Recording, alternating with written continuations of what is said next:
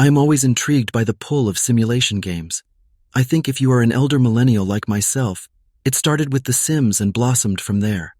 We are all apparently so fascinated with the idea of living through the eyes of another career, a day in the life, or simply playing God.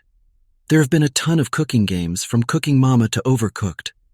Now let me present a more realistic time in the kitchen, Chef Life, a restaurant simulator. I've always had a bit of an affinity towards restaurant games. I couldn't think of anything worse than being a chef, not because I think chefs do a rubbish job, but simply because I have the utmost respect for the heat and stress that you encounter. Whilst I couldn't take the heat in a real kitchen, I do like to give it a good go with a controller. Chef Life, a restaurant simulator, not only brings some realism to that heat and stress one may encounter, it also brings the opportunity to manage your own dining room experience. Starting off strong, you will be able to create your own character, with choices for hair, facial features, the size of your body, and designing your very own chef whites. Chef whites can come in white, obviously, but there is an option for a more modern-day twist with different colors. You will also have the chance to pick a brand logo for your restaurant that can appear on your whites. Chef Life, a restaurant simulator, starts you in a pretty lengthy but absolutely necessary tutorial. You will need to learn how to prepare, cook, and plate food, whilst also learning how to manage your kitchen and dining space. If that wasn't enough, you will also need to manage stock levels, order ingredients, remember to throw out out-of-date ingredients, and eventually manage staff. Your aim for the game is to become the next Michelin star restaurant in town. Managing your kitchen and dining space can be done through many customization items or necessary equipment that will require adding to your kitchen arsenal. After the tutorial, you are completely on your own. You will have access to a recipe book, where you can choose to learn different meals based on your skill level and knowledge points. Skill levels come from doing good services and gaining points from money and tips earned from the end of the night.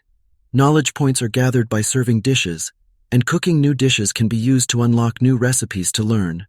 Dishes can be executed at a higher standard if the player remembers to get seasoning and adding this to the right step. Although the tutorial does a semi-decent job of explaining most things, it did feel like a steep difficulty curve out in the wild.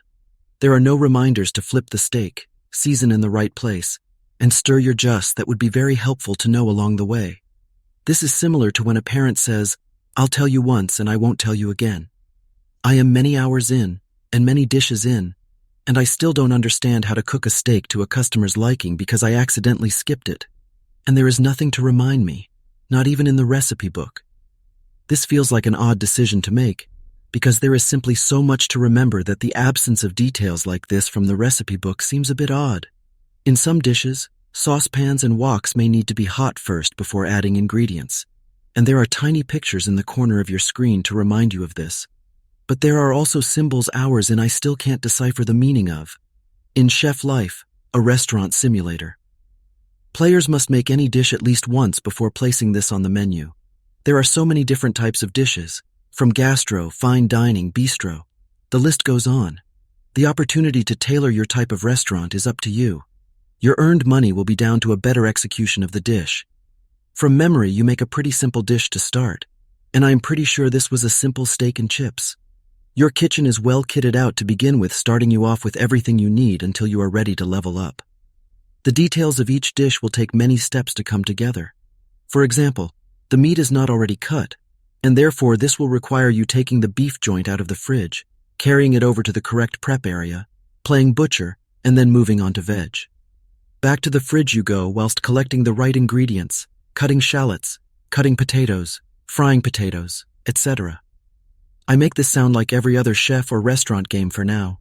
There are many in the market, and although some may have elements of things I will talk about here, I do believe that Chef Life, a restaurant simulator, really does encompass a lot of realism.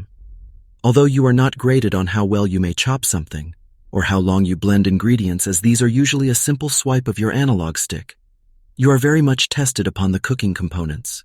There were not many problems I ran into other than my own anxiety, or faffing getting in the way.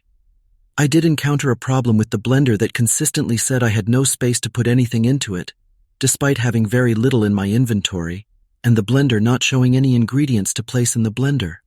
The only fix I found to this was deleting the blender and replacing it in the kitchen. However, this would happen at random times, and so if it all went wrong in service, it had the opportunity to scupper that whole meal if anyone ordered it, and I had run out of previously prepared items. Overall, I'm having a lot of fun with Chef Life, the restaurant simulator. I've always loved the look of when the Sims cook, and it really reminds me of a game that just encompasses that. There is that element of stress that replicates the real-world activity, but also incorporates the satisfaction and relief when everything goes well.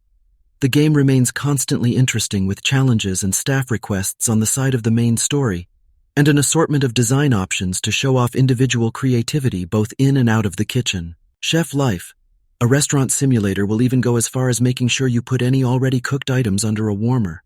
If you keep these in your inventory, they'll go cold, and it will cost you a mean comment from a patron and your tip.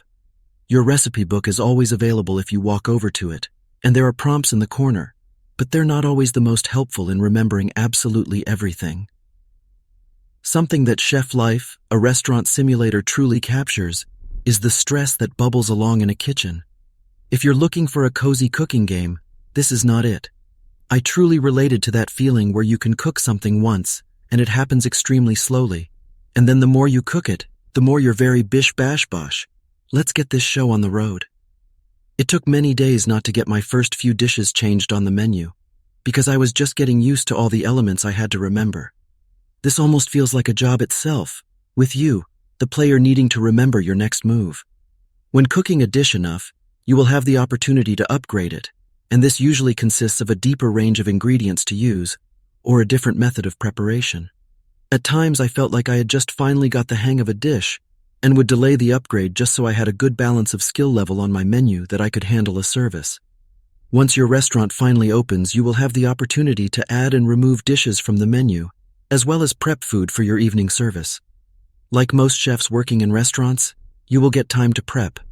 This is a great opportunity that if you have any fancy dishes, you can actually store some of the components in the fridge or on the warmer. The only restriction is that you will not be able to plate until service. I felt at times I did more maths than I really wanted to, working out how much space I had in the fridge to prep, estimating what might be ordered, and what is a pain in the bum to cook instantly. Space is limited, so there really is an element of guessing. Once the timer runs out, you will have no access to the rest of the kitchen, and you will have to open the doors for service. What the game doesn't tell you straight away is that anything left in your inventory, on the counter, or if it is in a bowl on the warmer, this will be disposed of by the time your service starts. Do you want to know how I figured that out? I bet you can't guess. I did become frustrated at times with the controls during the prep section. I would have everything under control, almost like smooth machinery, and then accidentally take the spaghetti out of the boiling pot instead of picking up the whole pot.